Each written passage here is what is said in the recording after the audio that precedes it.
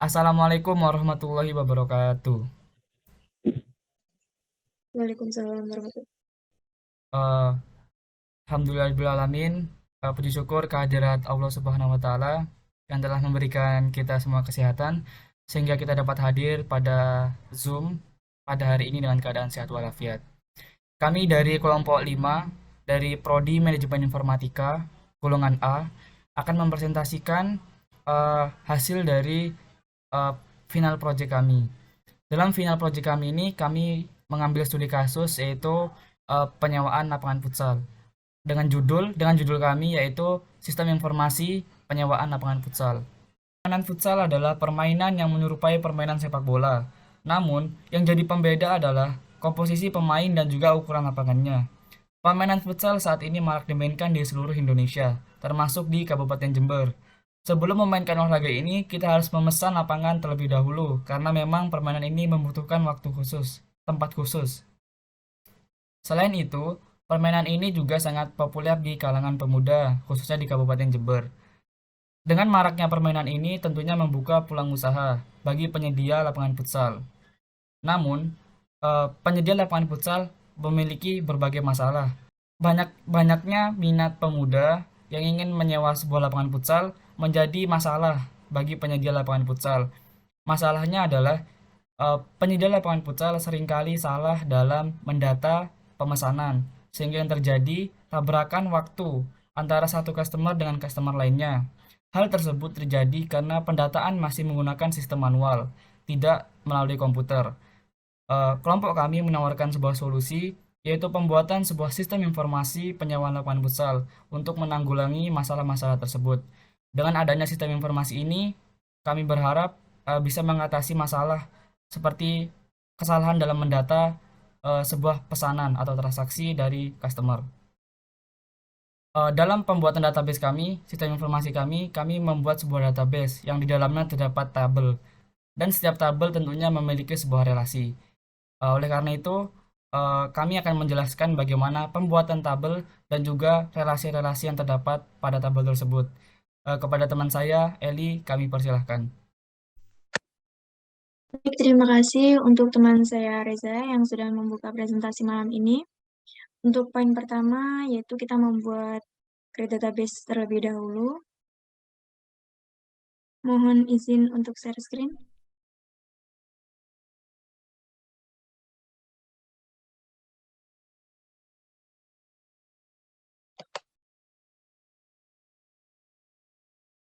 Nah, sebelumnya kita sudah membuat database dengan nama penyewaan futsal. Nah, pada database penyewaan futsal, ada beberapa tabel, yaitu ada tabel admin, ada tabel booking, ada tabel lapangan, tabel penyewa, tabel tim rescue, dan tabel transaksi. Nah, setelah itu kita masuk poin kedua, yaitu merelasikan tabel. Nah, yang pertama, yaitu buka dulu database-nya di sini. Setelah itu, kemudian tab pada tab designer, kemudian akan tampil relasi yang seperti ini, tapi belum direlasikan. Nah, setelah itu, klik pada create relationship. Nah, sebelumnya kami sudah merelasikan, dan di sini ada tabel admin yang direlasikan dengan tabel booking. Primary key-nya pada tabel admin ada di ID admin yang direlasikan dengan tabel booking yang foreign key-nya ada di ID admin. Nah, yang lainnya ada tabel booking yang direlasikan dengan tabel tim rescue. Pada tabel tim rescue, yaitu primary key-nya adalah ID tim rescue dan direlasikan dengan foreign key di tabel booking, yaitu ada di ID tim rescue. Tabel booking juga direlasikan dengan tabel lapangan, yang primary key-nya ada tabel lapangan di ID lapangan, dan foreign key-nya ada di ID lapangan di tabel booking. Tabel booking juga direlasikan dengan tabel transaksi. ID booking, yaitu sebagai primary key-nya, dan di tabel transaksi, foreign key-nya adalah ID booking. Jadi relasinya seperti ini. Terima kasih, saya kembalikan lagi kepada Reza. Terima kasih kepada Eli karena sudah menjelaskan tentang bagaimana cara membuat database serta relasi-relasi yang ada pada database tersebut. Untuk penjelasan selanjutnya adalah menerapkan insert, update, table, seleksi antar table. Saya jelaskan sendiri. Terima kasih atas waktu yang diberikan. Di sini saya akan menjelaskan bagaimana cara penggunaan insert into, update, dan delete dalam sebuah database. Di sini saya sudah menyiapkan berbagai sintaks agar lebih cepat, dan saya akan jelaskan fungsi dari sintaks tersebut. Yang pertama adalah insert into. Insert into merupakan perintah untuk menambahkan sebuah value atau data pada sebuah tabel. Nah, di sini untuk memasukkan data, kita harus menuliskan sintaks yaitu insert into kepada tabel tujuan, yaitu tabel penyewa, dengan isi kolomnya yaitu nomor KTP, nama, gender, nomor HP, dan asal. Nah, nilai dari masing-masing kolom tersebut terdapat pada value, yang mana baris pertama ini merupakan isi dari nomor KTP. Ini adalah nama, gender, nomor HP, dan asalnya. Ketika sudah, kita klik kirim pada pojok kanan bawah. Ketika berhasil, maka akan muncul seperti ini, dan kita bisa lihat di sini dia akan bertambah. Untuk yang kedua adalah penggunaan update. Untuk penggunaan update sendiri merupakan perintah untuk mengganti data dari sebuah tabel. Misalnya seperti yang awal ini, kita memiliki data pada tabel admin yaitu dengan ID admin ADM01, username Nur Syafitri dengan password nur123 dan email nur@gmail.com.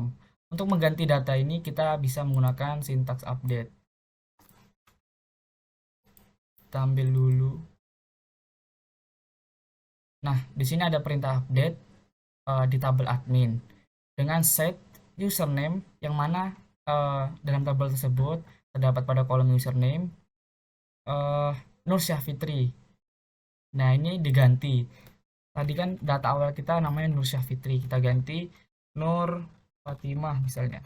Nur Fatimah, yang dimana dengan klausa adminnya itu ID adminnya itu ADM01. Kita coba. Nah, ini udah berhasil. Nah, maka data akan berubah. Yang tadi awalnya Nur Syafitri menjadi Nur Fatimah.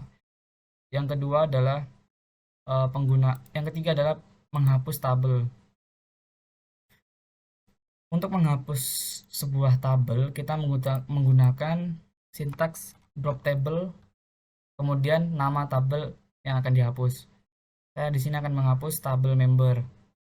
Jika sudah, klik kirim pada bagian kanan bawah. Selanjutnya adalah insert into. Insert into adalah perintah untuk menggabungkan data atau kolom dari dua tabel atau lebih, yang dimana tabel tersebut jika memiliki kesamaan maka database otomatis akan menampilkannya. Insert into menggunakan klausa.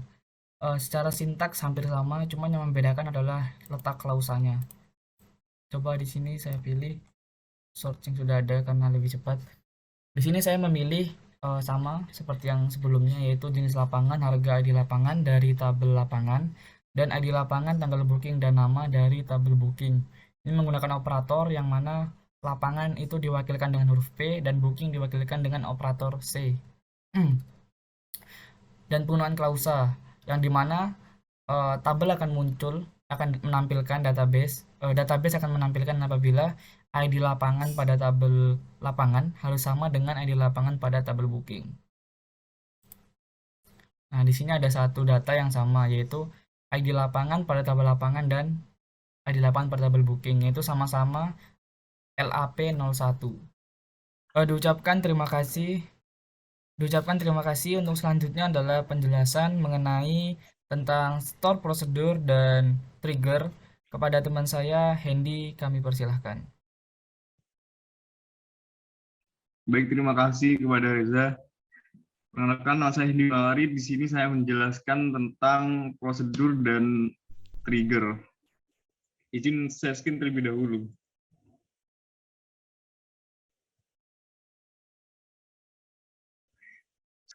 pada studi kasus ini saya menggunakan prosedur untuk menampilkan transaksi dengan nama transaksi view, yaitu dengan parameter select bintang from transaksi.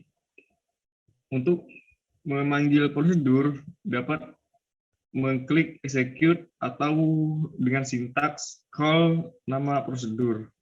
Di sini saya menggunakan klik execute. Berikut adalah hasil dari pemanggilan prosedur. Dan yang selanjutnya itu ada trigger. Di sini saya menggunakan trigger untuk dua tabel. Dua tabel ini saya gunakan untuk mengecek ketersediaan stok lapangan. Dengan parameter jika pada tabel booking ada penambahan data, maka pada tabel stok lapangan, pada bagian stok akan diupdate dengan stok dikurangi 1. Dengan ketentuan ID lapangan. Dan yang kedua yaitu dengan parameter jika pada tabel booking ada pengupdatean data, maka otomatis pada stok lapangan akan di-set stok ditambah 1 atau lapangan tersedia dengan ketentuan ID lapangan. Dan yang ketiga yaitu ada trigger update admin dengan parameter jika pada tabel admin ada pengupdatean data, maka secara otomatis akan menambahkan data pada tabel updated admin dengan value sebagai berikut. Di sini saya akan mencontohkan penggunaan dari trigger. Pertama-tama kita buat data terlebih dahulu.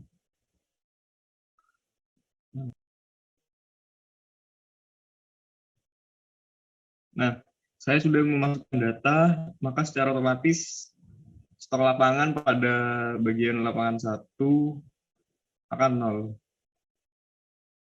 Nah, dan selanjutnya yaitu trigger yang kedua, jika ada update data pada table booking, maka otomatis akan kembali lagi menjadi 1. Di sini yang, nah ini.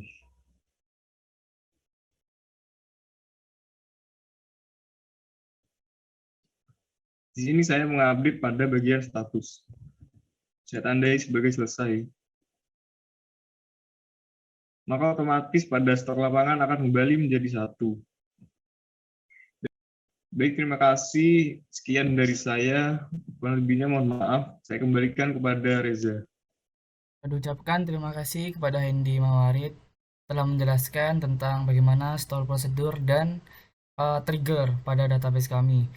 Untuk selanjutnya adalah kesimpulan yang akan dibacakan oleh Eli. Kepada Eli kami persilahkan.